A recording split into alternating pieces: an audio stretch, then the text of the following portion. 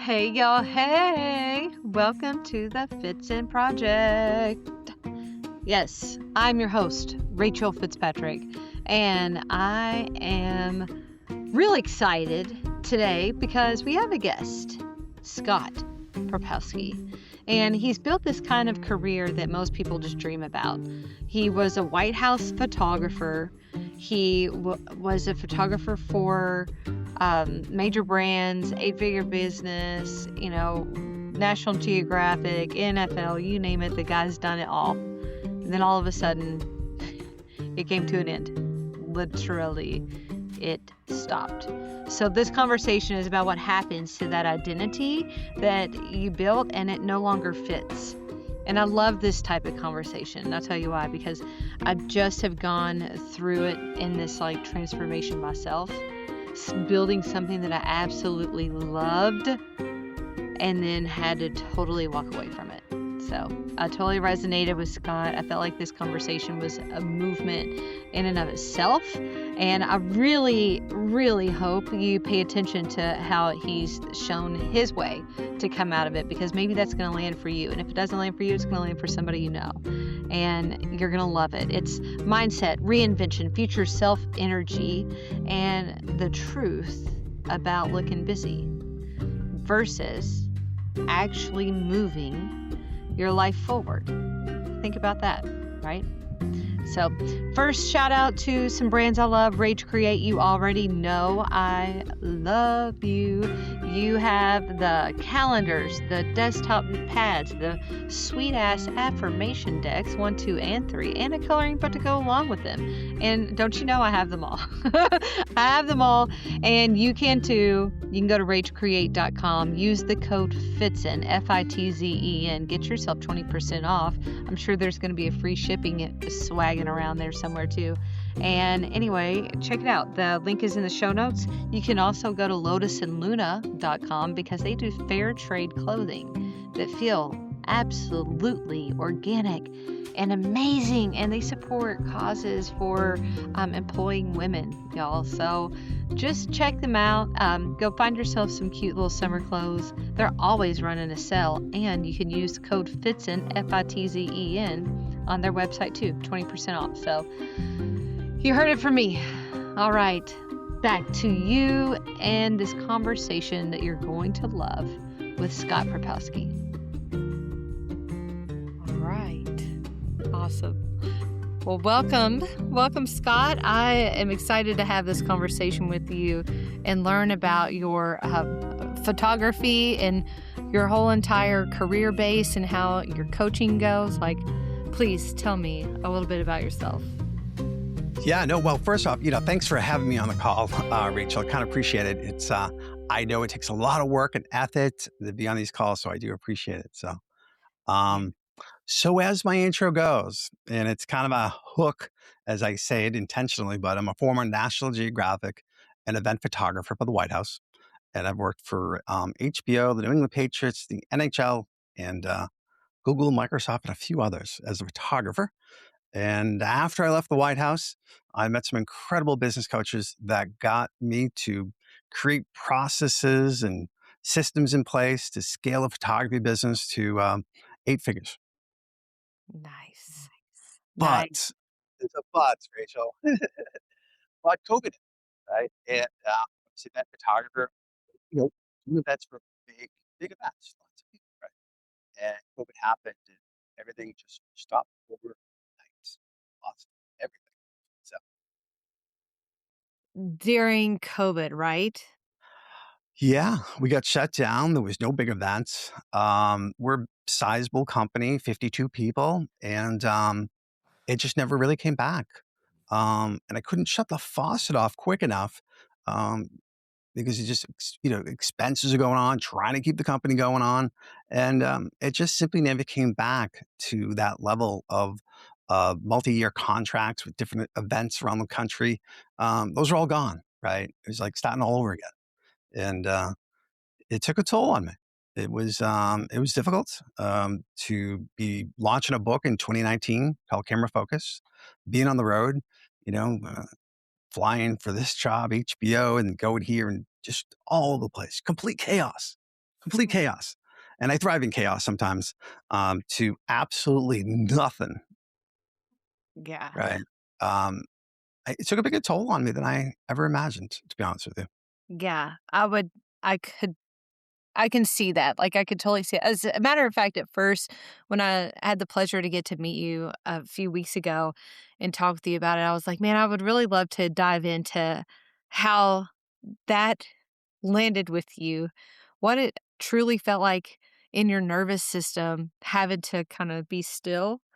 Because, like you said, you are all over the place. You do have these like big name places that you shoot for, and you have been so what I would call successful in your career path, and the trajectory just was meant for you. And then all of a sudden, you're just like, you have to quit for a bit. What was that like? Well, honestly, it was like a death. You Yeah. know, there was a lot of mourning going on, right? And trying to figure it out on your own was not a wise choice in my part. You just kind of you isolate, right? Trying to figure it out. And whenever you have somebody that's going to isolate and you fall in a depression, the world's falling apart, you listen to the news, oh my gosh, and it just spirals sometimes. And I was fortunate enough that I didn't spiral too long Uh-huh. and realized that, hey, what am I going to do now? You know, today I'm 58 years old. I feel like I'm 30. I look like I'm 35. No. uh, but, at 58 years old, I don't have the runway and the time to restart that business over again. And you have to think about letting go, and have that mindset that you got to let it go. Yeah. And That's what are hard. you going to do next? It's easier said than done, right? Yeah. But for sure, mindset though, right? It's very big. Yeah, absolutely. Was there, like, a special tool that you used or anything or a multitude of tools that you tapped into to help you kinda overcome or shift into that new identity? Yeah, I fell into this role of I don't know enough. I need to take this course, that course, this course, and I don't know enough. I don't know enough. And Mhm. honestly, you never know enough, right? And I fell in that trap of let me hide behind a Zoom screen Yeah, and let me look busy if I'm on a Zoom call, right? Um, for some course or program or whatever it was at the time, constantly, constantly. And I was hiding behind the Zoom camera, right? yeah, Trying to look busy. but you inherently tapped into the fact that you know everything you need to move on. I did, and it was a tool that got me through it, right? It was a new world. I was trying to figure out. I had coaches. I'm on these coaching calls and paying for this program, and I'm in these calls and I'm having these conversations with people, and I just noticed that I just thought differently, and it was who I am. But being a leader and having 52 people, it spoke differently. I was very vision based, right? Uh-huh. Um, and I think a lot of people were attracted to that. Just like finding good employees or team members, I call everybody, right? If you're a good leader and you can, put out the vision of this is what's going to happen and here's how we're going to do it, you know, sell the outcome, even in sales, Uh-huh. sell the destination, not the seat on the plane. Yeah. And people want to see the destination. Where are we going with this? Sell me that idea. And I always had that mindset. And I'm like, maybe that's my unique ability. It wasn't exactly taking photographs, honestly. That was past, that was gone. And it became more of a leader and a future based kind of visionary, kind of individual. Ooh, man, but you did sell the vision literally with your photographs. I mean, if you put it in perspective a little bit, like, that was the whole entourage, maybe just not tapped into the exact path that you just spoke, but yeah, that was, Yeah. picturesque. Yeah. The big picture, right?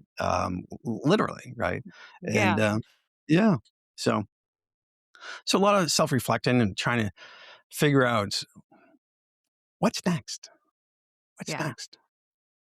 And what did that look like to you? And how long did that take you to get there? So twofold. I don't know. I think I'm still there actually, Rachel. Yeah. um, well, I try to be in the now, right?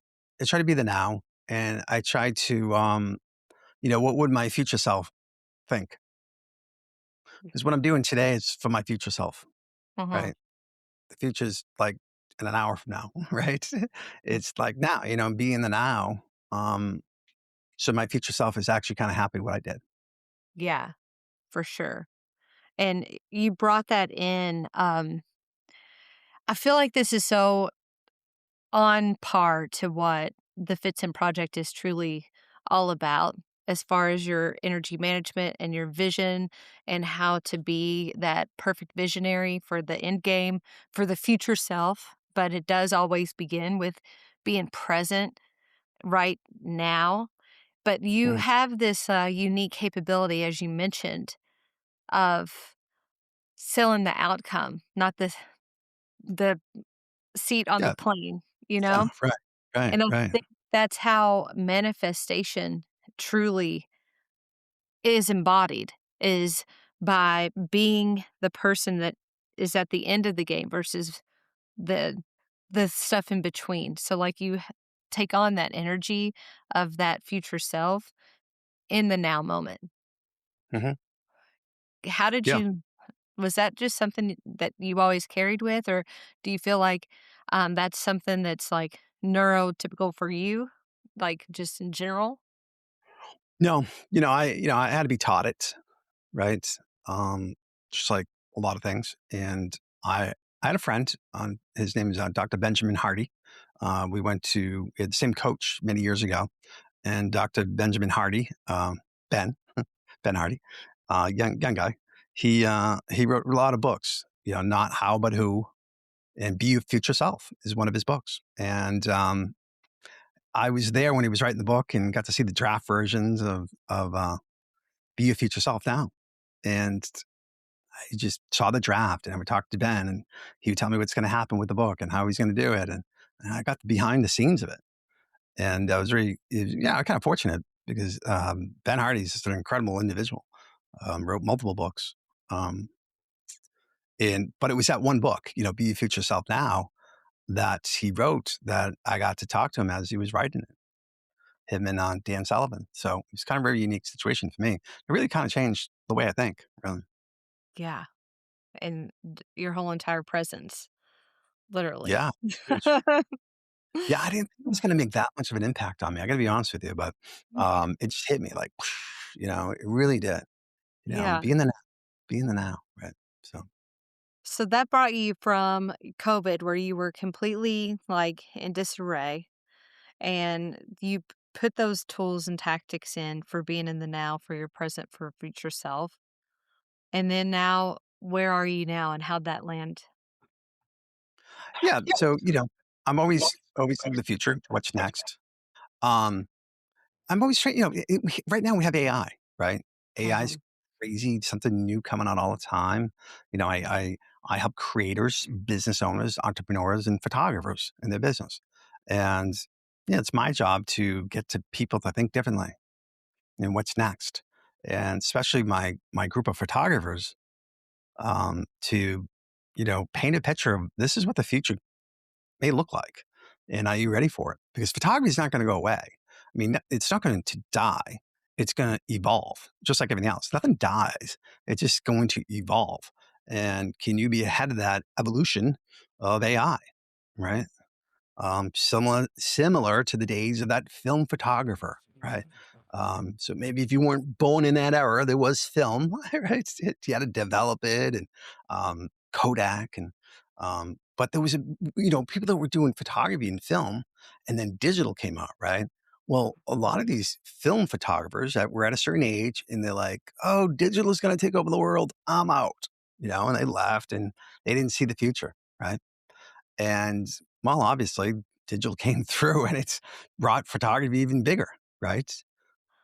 Yeah. So the iPhone came out, it had a camera on it. And a lot of photographers were like, oh man, the iPhone it's going to take over the world in photography, and we're not going to have jobs anymore. And well, that didn't happen.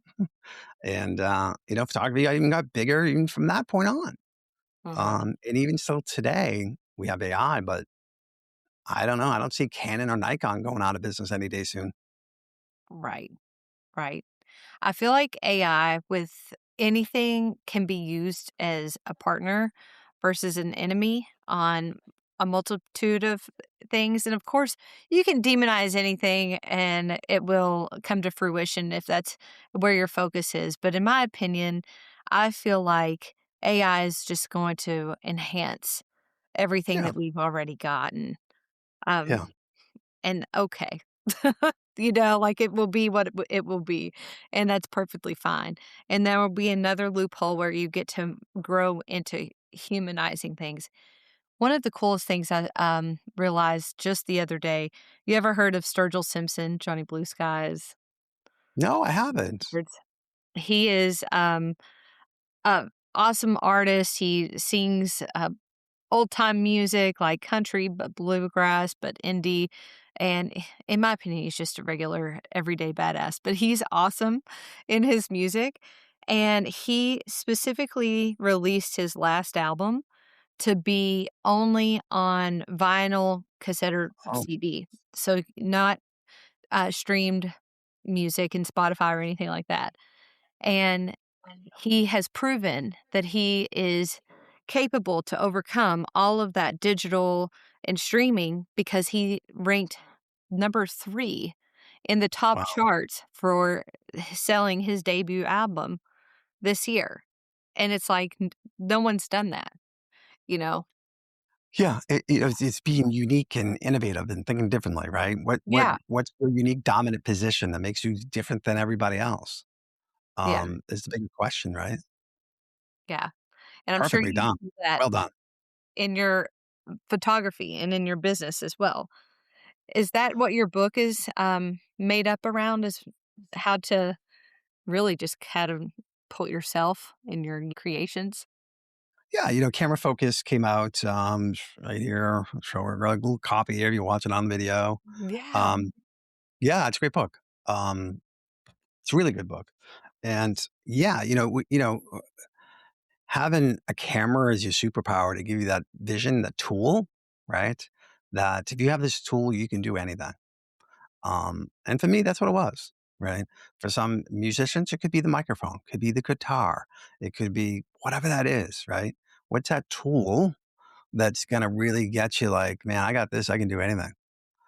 Yeah. And it was being very camera focused and not everything else. I didn't get wrapped up in everything else. Um, because I was so camera focused, right? Yeah. Um, and today we are all. I mean, we're on Zoom calls or Riverside or podcast, and we all need to be camera focused. To be honest with you, right? So it's kind of a term it's easy identifiable, right? Like Yeah. we need to be focused on the camera to do our work, to pay attention, to be in the now, and to move forward in the world. It's just simply the way it's going to be. Um, Yeah. yeah, right. I love that. It's so fun. I could talk to you about this for forever, but it's like, the yoga philosophies and stuff like that with Yeah.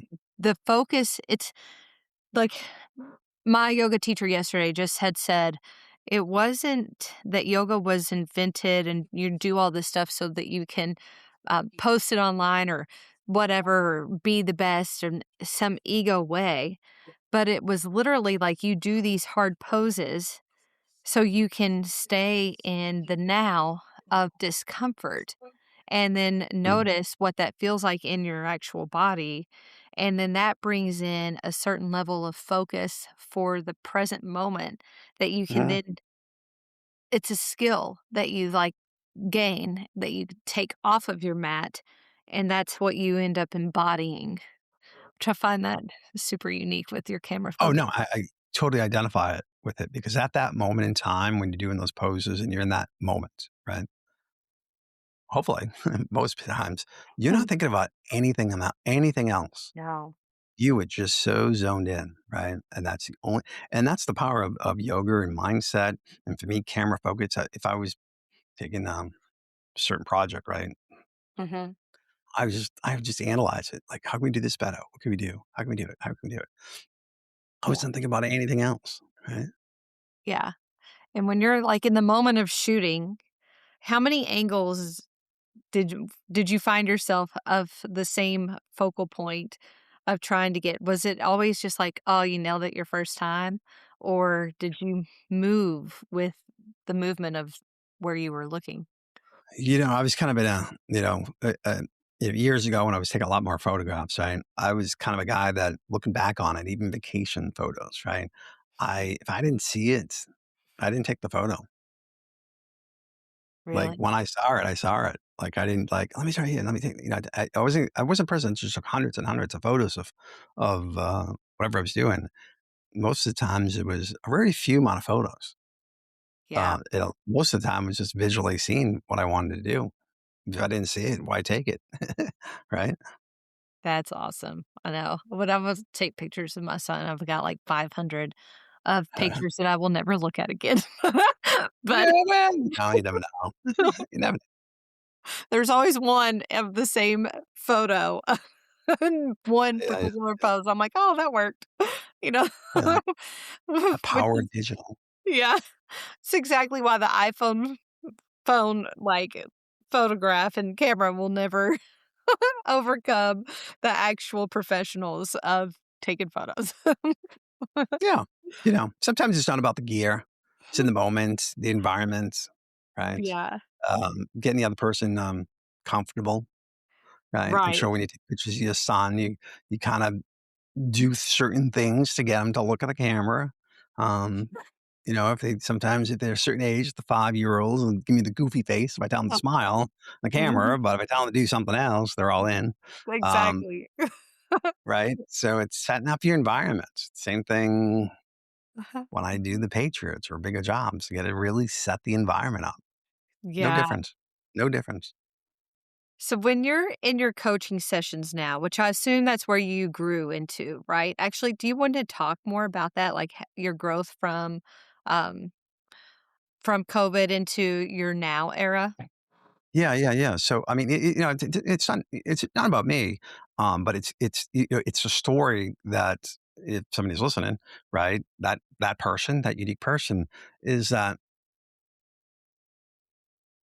I had a soul search is exactly what I want to do. Do I want to do this? Do I want to do that? But honestly, I've always been in this mindset of call it coaching, right, or a leadership role. Mhm. And honestly, I'm the type of person where I don't see myself doing anything else now. I mean, this is literally what I'm born to do. This is what I do. This is what I'm good at. And there's tough times. Trying to ramp up or try to do some kind of promotion or promote it, and maybe it didn't go well, or some went great, right? But just like anything else, I have my ups and downs and trying to figure out the business with technology and funnels and emails and all the technology that you get your head around, right?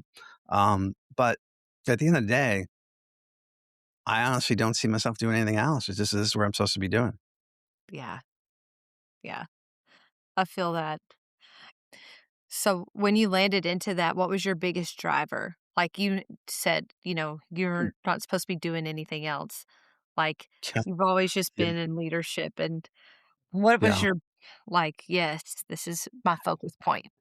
I'm reaching into my drawer here to. I don't really talk about this book that often, but I wrote a book during COVID called "Be Focused," Nice. and COVID was just kicking in. It was 2020 when I started to write the book, and I was a beekeeper. I had bees, and um, and I had a mentor that said, Scott, you really should write a story about bees and it should be your next book. And I'm like, well, where am I going with this? Right. I love bees. I think it's great. Um, but then COVID happened. COVID-19 was hitting around and it was all about viruses, as we all know. But being a beekeeper, if you, and there's a point to the story where I'm going to get to that's super important that changed everything for my life. Being a beekeeper is like you need to watch over the hives to make sure that they survive, right? As a beekeeper.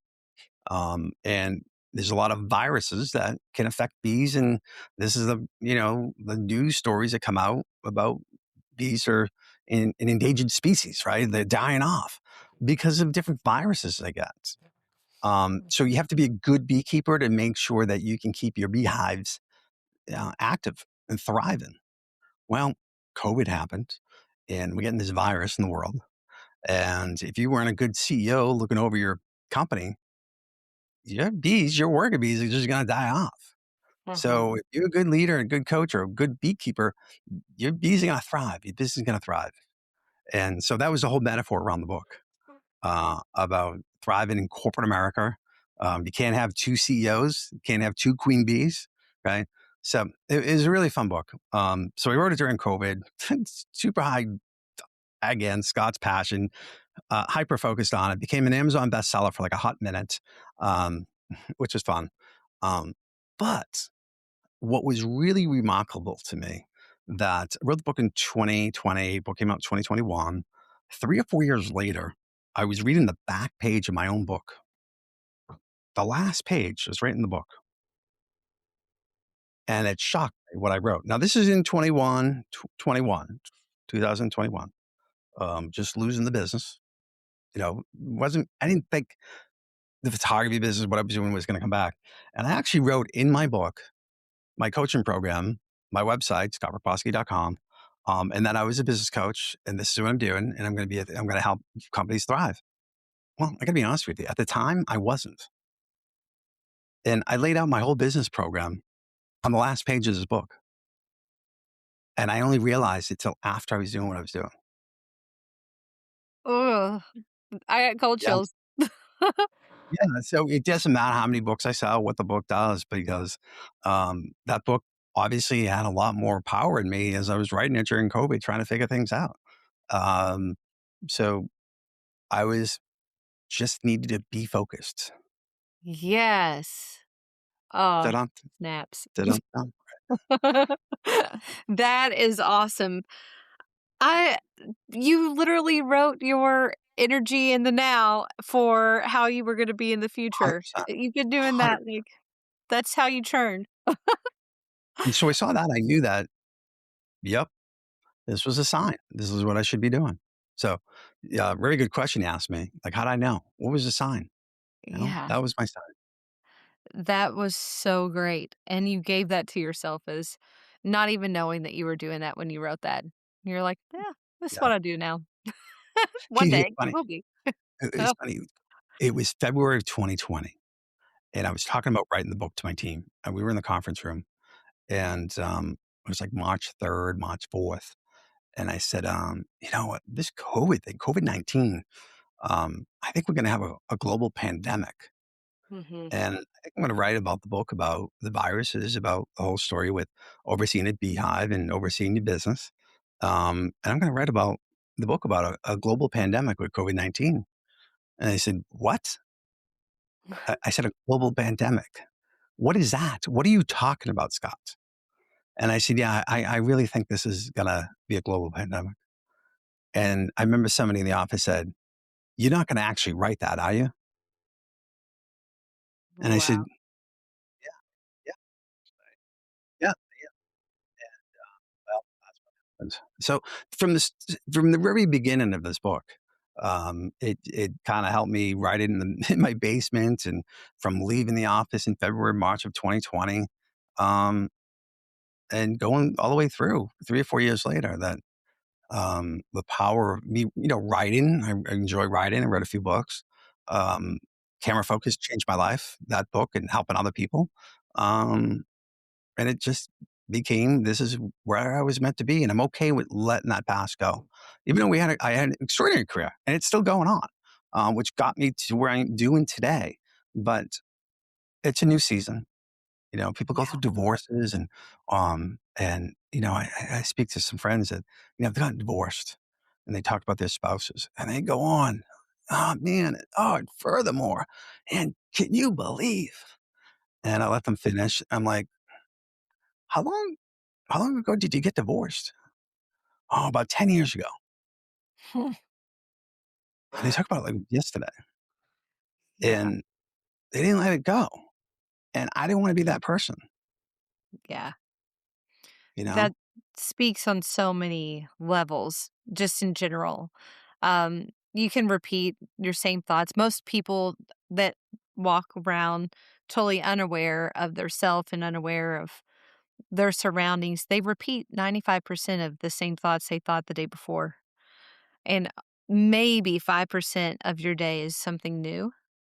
And you're just on repeat every single day in your mind until you really learn how to break your own mindset and break that charge to really try to think out of the box or do something Yeah. new, whatever. It's Yeah. wild.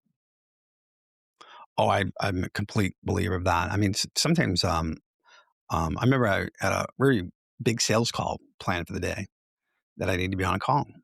And, I didn't do it. I mean, not this isn't all the time, but it was a big call. And that day I didn't do anything else. I didn't do any work. I worked from my home. I just, I think I was outside working around in my outside yard and outside my backyard and, just thinking about the call. So that when I was on that call later in the afternoon, I was like super just dialed in. And it was that type of call where I just didn't want to have, I wanted zero distractions, to be point on that call.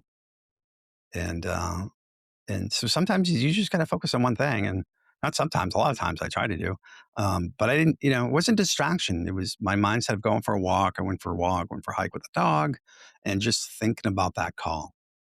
What would I Mhm. say? What about this? What about that? Right. And, otherwise, did I get past the day? Yeah, I walked away from other things, but this was super important to me. Right. Mhm. And so all day long, I just thought about the call, what I was going to do, what I was going to say, how I was going to go, manifest that call like it actually was already done. Right. So Yeah. it was super important to me. So yeah. Yeah. That's really, really cool. I know, we could talk about the mindset and energy forever. I feel like that is just what you embody. Just totally when you go into something new, when something comes to you, it's literally like you have this calm essence and it's truly all in the mindset and how you approach the game. Like, Yeah. Yeah. I mean, when you lose things, you got to be a little bit more cautious sometimes. And it's not shiny object syndrome, right? It's actually thought out, mhm, try to, you know, you got to make quick decisions as a business owner. And some are not right. But when you don't have as many decisions to make, you can think about it a little bit more. Right. yeah, for sure. For sure. Yeah. So I want to ask you a few more questions, but for one, I want to start with what does it mean to you to be in the business of yourself? I don't know any different, actually. I never had a corporate job. I never had any other job but working for myself. My entire life. I've never had any other job. That's awesome. Man, not everybody can be so lucky. All right. So with that, Yes, throw in a COVID deal. It can be challenge for sure, but yeah, it's just like everybody else. We all have our challenges, but yeah, I don't. I just most people say I'm probably unemployable. Honestly, I don't know why, but I understand the method and I understand the words, right? right, That I'm unemployable. right. And then if you were to ask the next guest on the FitZen Project one question, what would you want to know? Um, I want to know is I'm really big on self awareness. Like, Mhm. what's your definition of self awareness?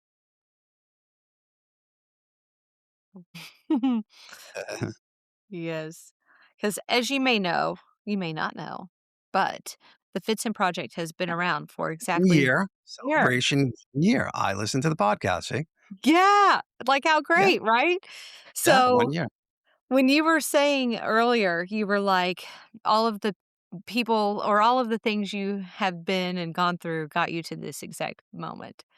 I just feel that in my bones right now of being the person that I've been in all of my past lives to get me to this exact moment. And there's just nothing but gratitude that I see. So, Yeah, yeah. And you couldn't have done it before because you simply weren't ready. right. Yeah. Exactly. So now I'm venturing into entrepreneurship myself and seeing what that life is like. And I think it's so far been incredibly fun because I get to meet some really awesome people like you. And this has been fun. This has been a great conversation. So I really appreciate you jumping on here and Yeah. reaching out. How can we get a hold of you or be part of your collective? Yeah. So I kind of keep it simple. So there's two ways: photographer, creatives. It's the camerafocusmethod.com. And for the business owners, it's business focus method. So businessfocusmethod.com or camerafocusmethod.com. So serving two groups of people, two different issues, two different types of businesses, right? The creative individual that's super creative, or the entrepreneur that's running a business that's trying to scale. Awesome. Because that's what I was doing. I was doing both of those. And you don't find that too often. So I see the creative side, but I also see the other side of the business. Like, how do we create a business that you want to prepare to sell, but you don't want to or need Yeah. to? Yeah. That's where we need to be at, where a lot of business owners, they need a lot of help. Um, and having that mindset, let's create this business like you could sell it, but don't need to or don't want to. I love that. When I was working last year with a mentorship program, I was in one for an entire year, and it took me like 6 months to really identify, my niche, so to speak, or Mm, my mm, client avatar, so to speak, and mm, I'll say for someone who I feel like I can get along with everybody, it was really hard to get into that granular focus of mm. what is exactly that I offer, and am I okay with it being 10 people in the entire world might love it? Like, it's sauce for just 10 Yeah. people, you know? I tell a lot of photographers, I'm like, oh, what, Facebook ads and do this and marketing. I'm like, how many customers do you really need? Yeah, 20, 25? yep. I'm not looking for the entire world. Yeah. Just You know, you can go swim in the ocean. You don't have to touch all the water, right?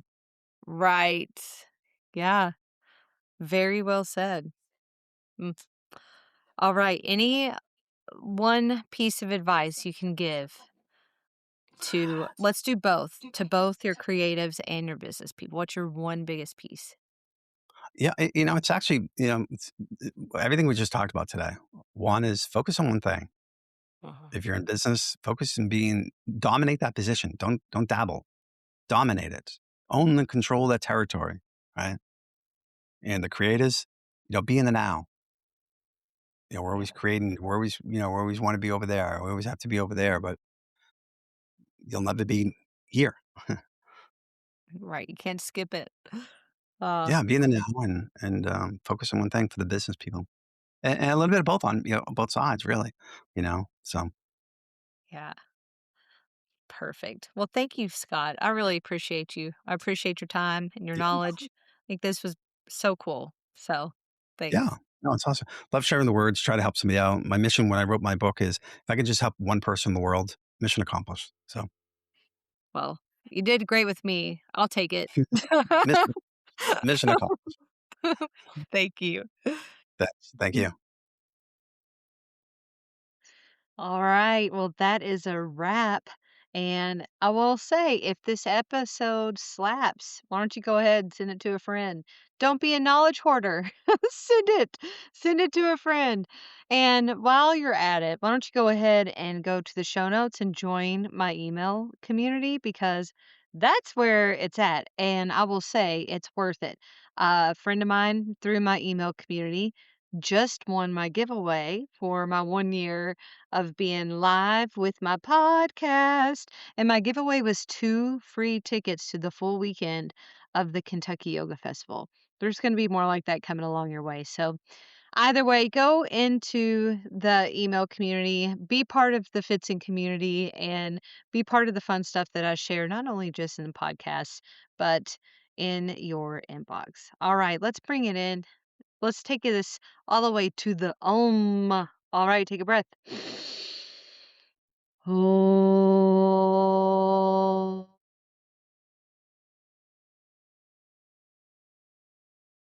And always know you are your most important project. Until next time.